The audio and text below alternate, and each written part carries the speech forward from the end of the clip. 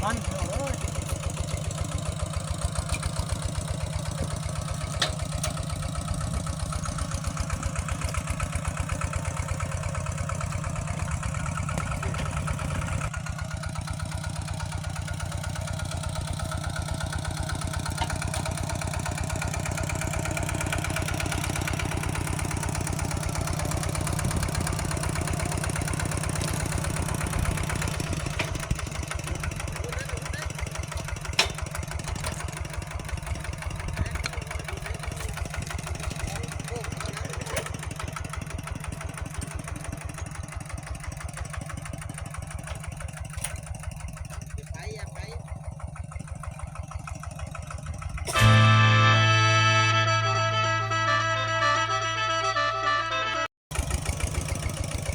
มันพี่น้องเอ้ย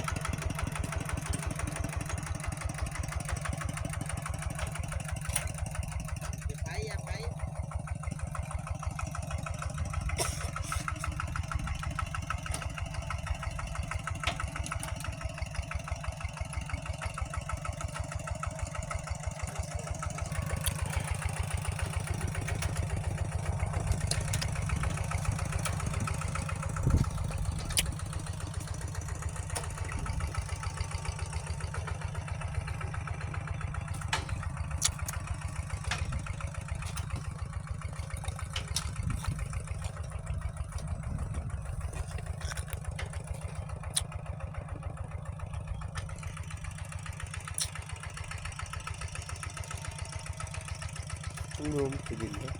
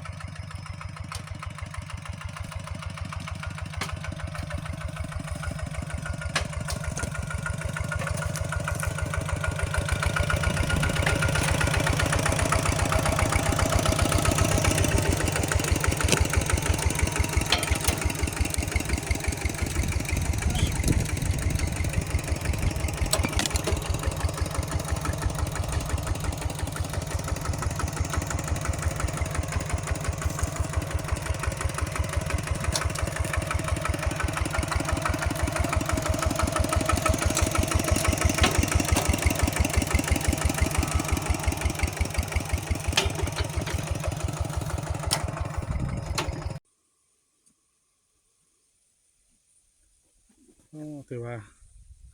อากาศเย็นแล้วบัดนี้พี่น้องเนาะมื้อนี้ก็พบพ่อกันอยู่สวนมันเด้อพี่น้องเด้อเนาะมาขุดกล้วยตูนเกี่ยวจะปลูกมันบื้นพี่น้องเนาะจะปลูกมันกับสบายดี FC พี่น้องเบิดสู่คนหมู่เพื่อนเนาะบ่ว่าสิอยู่ในและก็ต่างประเทศพี่น้องเลยยินดีต้อนรับเข้าสู่ช่อง YouTube บ่าวบุญเผยชาแนลอีกแล้วพี่น้องเลยเนาะมื้อนี้ก็มาสวนมันพี่น้องเลยบ่ได้ไปถ่ายคลิปข้างนอกน้ำมาแซนเพิ่นมื้อนี้ว่าเมื่อเช้านี้เพิ่นไปซื้อเครื่องที่หยังมาเข้าห้านเพิ่นเนาะฮู้ว่าเพิ่นไปทางใดก็คือสิบ่ได้ขึ้นไปหาทางตู้โจยหรอกเพราะว่าหาก็ลงมาเมื่อวานนี่พี่น้องเลย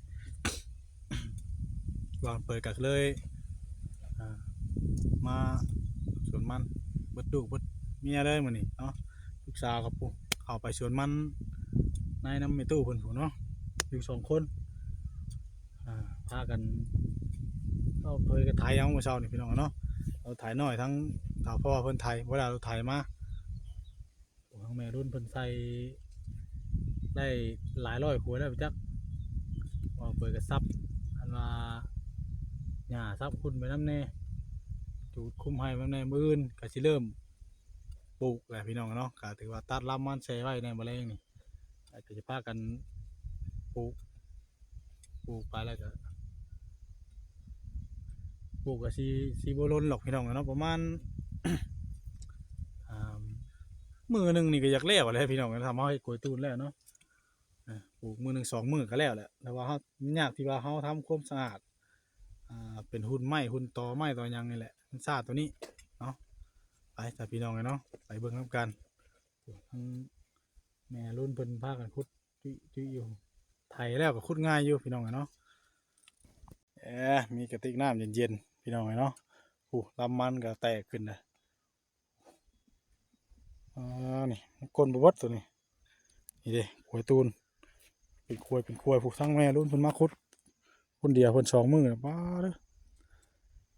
ถือว่าจนจากเรียบร้อยพี่น้องเนาะไทยเมื่อเช้านี่ไทยลาอยู่ลำมันแรงก็อยากได้ยักษ์แถวนี่แม่รุ่นเพิ่นเป็นคนเก่งอยู่แล้วเนาะแล้วไล่กินสปอนเซอร์100 มื้อละขวดนี่ก็อยู่มาเฮ็ดนี่แต่เช้าเท่าค่ำสบายดีมันจะย่องเราเลยย่องเนาะเมียเก่งเนาะสบายดีเด้อนะเมียเก่งกับย่องหรอวะย่องเราเลย มันดังตีว่าคนเลยบ่แล้วจะคุยอะไรมันโอ้หลายอยู่เนาะหลายอยู่โอ้เห็ดเป็นไรก็มานี่คือเป็นแถวนี่ปกติมันจะเป็นคู่มาแถวมาเลยนี่มานี่แบบมันยุ่มไปเลยจะเมื่อยก้นเมื่อยแทนเมื่อยอยู่ป่ะเมื่อยแน่เนาะคือมืดฟ้ามืดฝนคือฝนจีตกอยู่เมื่อยนะเมื่อยอะไรใครย่อยเนาะโอ้ยได้ทีเฮามีอาชีพแบบอย่างอื่นคือมูเนาะก็เลยมาเฮ็ดสวนหมอกสวนมันไปที่แล้วเฮ็ดได้จ้ะบ่เฮ็ดครับจักเย็นยังขึ้นฮ้อนบ่ลายจังน้อยไปเฮ็ดให้เฮ็ดหน้าอีกเฮานี่เมื่อยกับเมื่อยสู้ไปนี่แล้วเฮ็ดได้จ้ะวิถีชีวิตอยู่บ้านเฮามีอาชีพเฮามันดูชาวไร่ชาวนาชาวสวนก็เฮ็ดสวนเฮ็ดให้เฮ็ดนาแหละไฟแล้วจูดตอกอีกเนาะให้กับไฟน่ะค่อยๆเคลียร์จูดก่อนมาพูดอยู่ห้อนหมดอยู่ห้อนเนาะชับนี่โพนเพนนี่ลงมาเนี่ยก็กวดขี้ดินด้วยนะกวดมีเงินมีทุนฮอนไปจ้างรถจ้างเรือเฮ็ดเอาค่ะเอาเรือแห้งเฮ็ดเอานี่นะ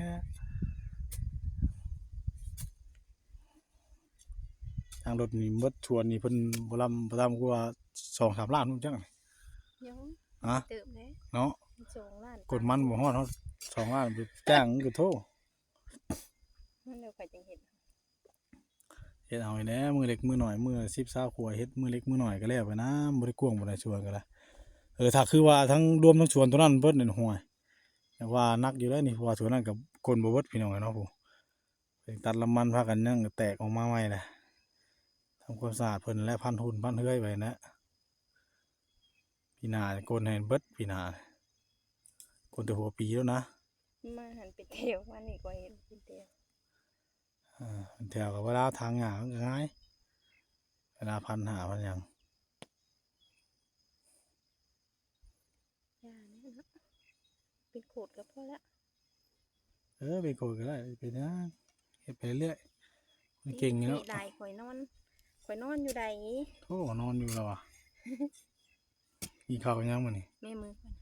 โอ้ มีตุ่มกระดาน ไอ้แอมกินแท้ว่าปิ้งปลาไว้นะ มีปิ้งนะ เอ แล้ว อ ว่าเจ้าชิปิ้ง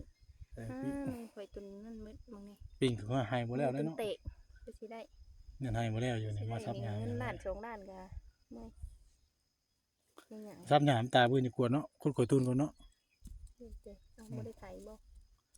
อ๋อ เราหันตีนรถได้ หันนะ ขวดเนาะแล้วก็ไถรถแล้วจึงขุดง่าย ข ขวดไปโกงไว้โตหัน ขวด ไทยปีนไม่ ให้ไว้ มันก็ง่ายมันไม่แล้วเอารถไทยเมื่อมัน พี่น้องเนาะมื้ออื่นก่อนสิข่อยสิมาปลูกแล้วข่อยสิมานอนเฮ็ดให้มันแล้วข่อยโจ้มื้อนี้แม่น อยากไปหาเวียกแล้วเนาะพี่น้องเนาะมาปลูกชะละปลูกจักมื้อหนึง2 มื้อก็อยากแล้วนะพี่น้องเนาะสิไปโคตรนั้นแน่ก็แน่โอ้ไปเรียกให้แน่แม่รุ่นเพิ่นมาก็มาเฮ็ดจับไปเล็กน้อยพุ่นแหละเอาน้ำชวนเก่าชวนใหม่พุ่นแล้วเก็บจูดเก็บงาไม้งาหยังจูดไปแต่งลำแต่งริมพันหุ่นพันเฮือยไปน้ำนั่นแหละเอาลงมือปลูกแล้วไม่แห้งแล้ว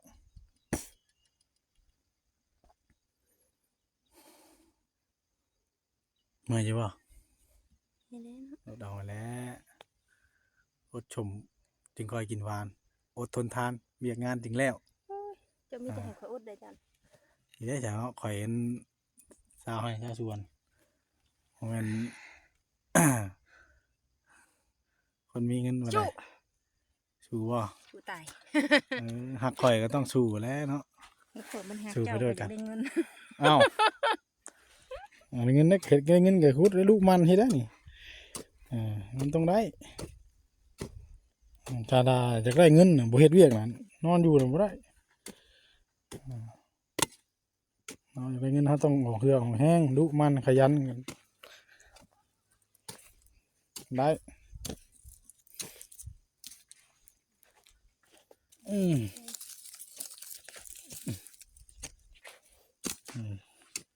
ใช้ขาดเลย หน่อไม้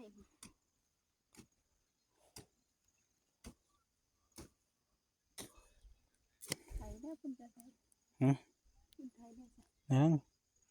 ถ่ายปีนมาที่นี่ปีนยาวมาที่ ไม่ได้พูดง่าย กดเดียบในจูดก่อนก่อลายนี่ก็ยังไม่ได้ทางอยู่ยังหลายอยู่ยังหลายเวียกอยู่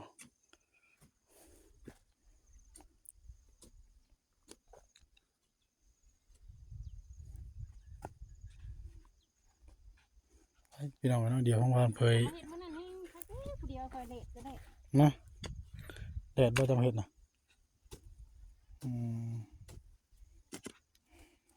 ถือว่ามีนบดเหมือนเนาะ นี่มันนี่ มีพามืดผลเลยตกตรงที่นี่ น้ำนั่นเด็ดเป็นคำเลยอ่ะ พี่น้องไปพักก่อนเดี๋ยวติดต่อไปต่ออีกหลังจากขุดโขยตูนแล้วก็มาตัดลำมันบัดนี้ตัดลำมันเดี๋ยวมาตัดลำใบกาเกียมปลูกบื้นเนาะเอาแซ่ไว้โอ่งหนึงแล้วนี่แซ่ไว้แล้วให้ทั้งแม่รุ่นเพิ่นตัด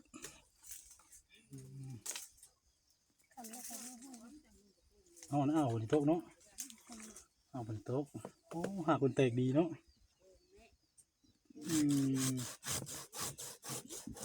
นี่เอาบ่ต้องเอาเงาบ่ได้อันนี้ประมาณคืบนะ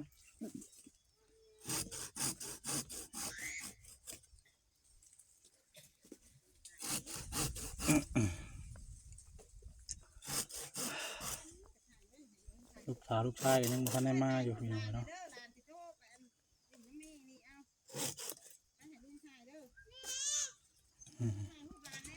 ไปสับพี่น้องเลยเนาะ